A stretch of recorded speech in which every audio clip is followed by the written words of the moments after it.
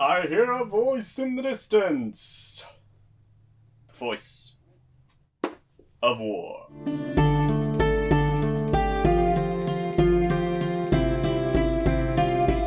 Hi, this is The Ponderings of Pete, and I am the aforementioned Pete in the title. Today, we're going to talk another self-published book, and I'm going to talk to you about The Voice of War, as you can tell from the intro. This is by Zach Argyle, who is a self-published author.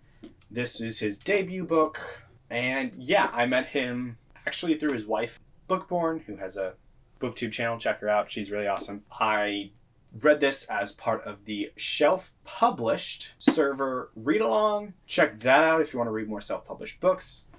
We have Zach on there. Support your self-published authors. So, let's talk about this book.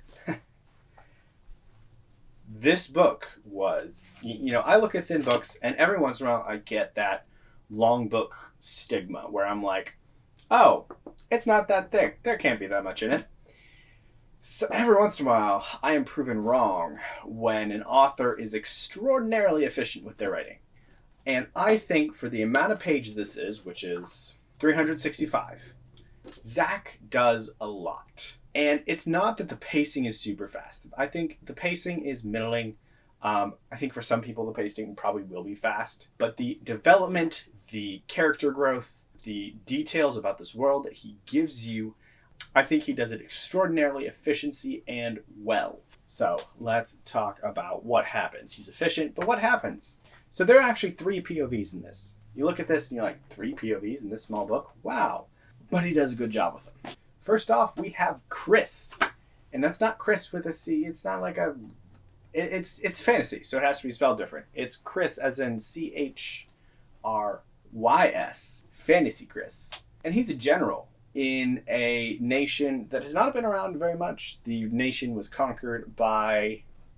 formed, actually is a better word for it, was formed fairly recently, and they're in the middle of making sure that people in the land don't just kind of come at them because they're a weak and new nation. He's a general. He's got an interesting backstory behind him involving his exploits in the war that is ended. Next up, we have Laurel, who is a small person, and by small person I mean she's 15 or 16, and she lives not in the same city as Chris, but she is captured at the beginning of the book, or has been captured at the beginning of the book, and she escapes. And there's a conspiracy because people are being kidnapped on the streets of the city that Chris lives in. The third character has a more fantasy-sounding name called Alvarax. He's not an evil dude that we know of, at least when we first meet him, so you'll have to find out for yourself if he's good, if he's evil, what he is. But he wakes up after being killed. He dies, and then he wakes up, and that's where we find him. His point of view is interesting because it starts halfway through the book, which I think actually was a good idea for the length of what was happening and how everything situated itself out with these different storylines. I think that was a good decision. So, what's happening? Sparking event. We have Chris, who's hunting these things called blood thieves, and they are draining the blood of magic users. They're kidnapping magic users specifically, which are thread weavers, because we have an interesting magic system here. A hard magic system. I think there are definitely inspirations taken from Brandon Sanderson here. Just in some of the wording. I can see his influence, essentially, in these books. In this book specifically. And I feel like I've been seeing that a lot in some of the books that I've been reading, specifically in some of the self-published books. And that makes sense, because he's such a big fantasy writer. It makes sense. They're not, ripping him off, but they're being influenced by him, which is exactly what's supposed to happen. Anyways, I do like the hardness of this magic system and how the magic system intertwines with the plot. I think he does that very well, and it's in a very interesting capacity. He definitely doesn't dump the magic system on you, like Brandon Sanderson does occasionally, Mistborn, but he also doesn't needlessly withhold information about the magic system. If there's something mysterious about what's going on, specifically with the magic system, it's going to be explained, and you will understand it soon, within 4 or 5 chapters, probably, to a certain extent. With most things. So check this out. Really like the magic system. Really liked how efficient his prose was, and how much I got attached to the characters. And I got attached to the characters pretty quickly. Other things about this book I liked. Chris is a soon-to-be dad, which I forgot to mention. And the birth actually happens in the book. It happens soon.